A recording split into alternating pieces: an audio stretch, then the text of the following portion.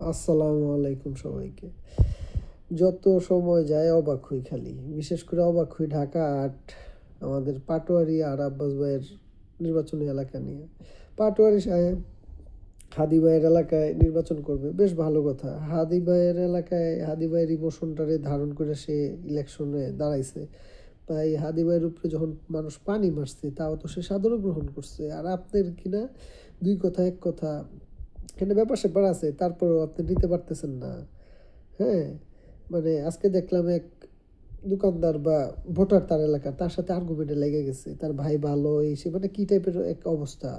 আবার পরে দেখলাম গ্যাংস্টার বইলা অবহিত করছে, বিচার দিছে এক বৈদেশিক কোনো এক রিপোর্টের জন্য আসছিল, এই টাইপের কিছু একটা। মানে বেশ অদ্ভুত। কই হাদি সাহেব তো এরকম করে নাই।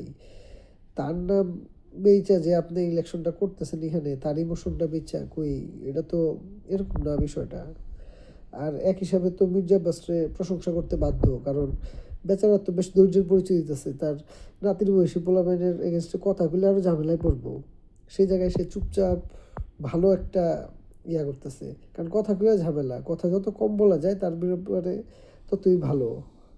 আর এই যে বলছে না মির্জা আব্বাস সাহেব যে তার ১,০০০ লোকের কর্মীর মার্কেটিং এক পাটোয়ারি করে দিতেছে, আসলেই ভাই সকাল থেকে সন্ধ্যা পর্যন্ত পাটোয়ারি সাহেব খালি আব্বাস আব্বাস আব্বাস।